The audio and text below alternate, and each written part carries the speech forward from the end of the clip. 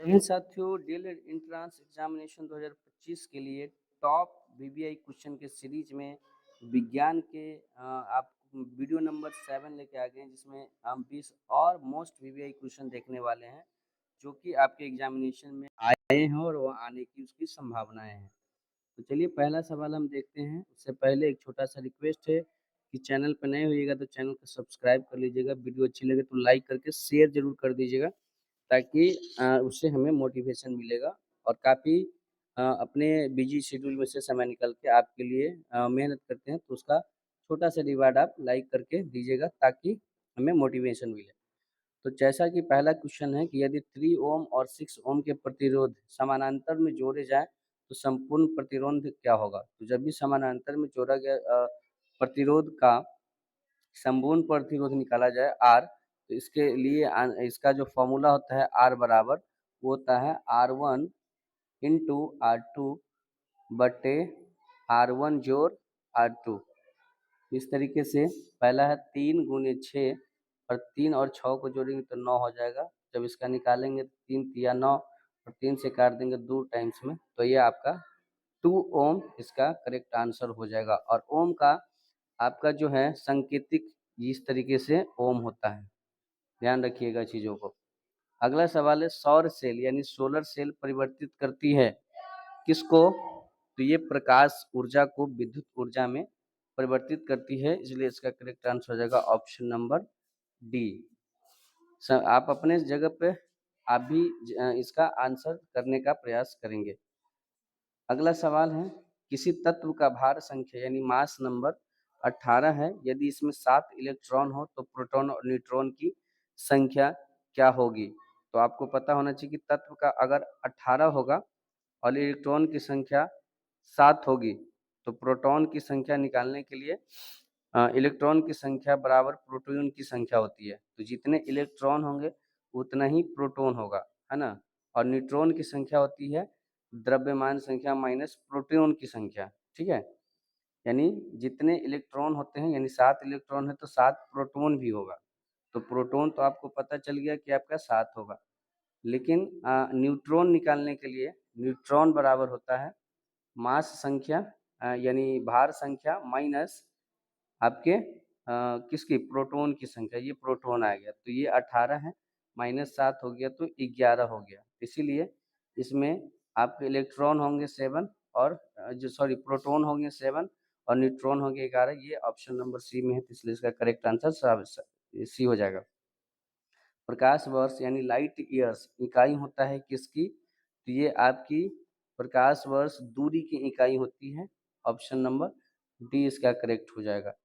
काला छिद्र यानी ब्लैक होल सिकुड़ने से क्या किसके सिकुड़ने से बनता है? तो भारी न्यूट्रॉन तारों के सिकुड़ने से। ऑप्शन नंबर बी इसका करेक्ट आंसर हो जाएगा। हरित गृह यानी ग्रीन हाउस का प्रभाव क्या होता है? तो ये कार्बन डाइऑक्साइड की परत या क्या उसके बाद बोलिए अगला, तो इसका आंसर क्या हो जाएगा? कार्बन डाइऑक्साइड गैस की परत वायुमंडल में होने से। तो ऑप्शन नंबर ए हो जाएगा। अंतरिक्ष में पहले मानव निर्मित सैटेलाइट का नाम क्या था? तो ये थे स्पुतनिक 1। स्पुतनिक 1 थे। इसका जी की इकाई क्या होती है? तो ये जी की इकाई होती है मीटर पर सेकेंड स्क्वायर, मीटर पर second square. Option number A. 79 नेत्र से दूर की वस्तु साफ न देख सकने वाले को सुधारा जा सकता है किसके द्वारा? तो ये आपके अवतल लेंस के द्वारा सुधारा जा सकता है। Option number A. जीव कोशिकाओं में आनुवांशिक लक्षणों के नियंत्रण में निम्नलिखित में से कौन सा उत्तरदायी है? तो इसका करेक्ट आंसर हो जाएगा आपका डीएनए। डीएनए जो है जीव के आनुवांशिक, जब ये आनुवांशिकता आ जाए तो उसमें डीएनए का अहम रोल हो जाता है। 81 नंबर सवाल है निम्नलिखित में से किस युग्म में सही सुमेल नहीं है? यानी विटामिन बी का स्रोत मूंगफली होता है ना, तिल अंडा आदि है, जबकि संतरे जो है विटामिन सी का स्रोत है। तो ये संतरा यही तो नहीं होगा। संतरा जो है, संतरा और नींबू विटामिन सी होता है जिसमें सिट्रिक अम्ल पाया जाता है, तो यही आपका सही नहीं है। बाकी विटामिन डी ये सही है, विटामिन ई भी सही है, विटामिन के में ठीक है। तो इसका करेक्ट आंसर हो जाएगा आपके option number A vitamin B1 नहीं होता है संतरा में, विटामिन C होता है। टेफ्लॉन निम्नलिखित में से किस एक लक का बहुलक है? तो ये आपके हो जाएंगे पॉली टेट्राफ्लोरोएथीन का, जो कि आपके ऑप्शन नंबर किसमें है? तो आपके ऑप्शन नंबर, इसका करेक्ट आंसर हो जाएगा टेफ्लॉन के नाम से भी जाना जाता है।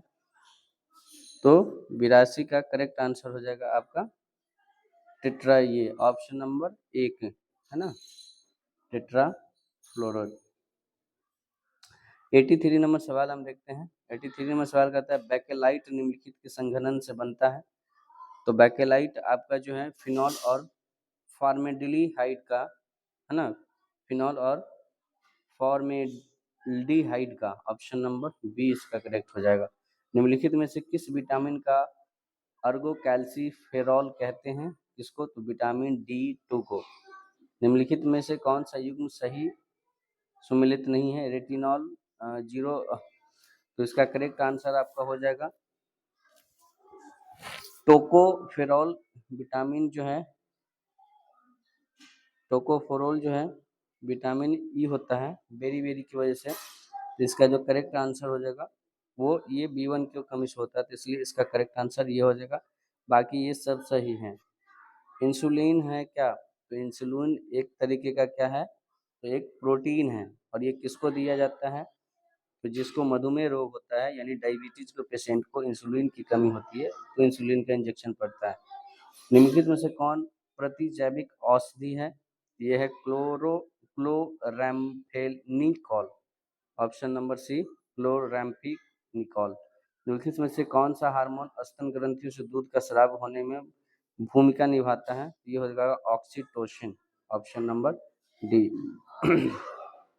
वनस्पति तेल से वनस्पति घी बनाने में प्रयुक्त होने वाली गैस कौन सी है? तो ये हाइड्रोजन गैस होती है आपकी, ऑप्शन नंबर 1।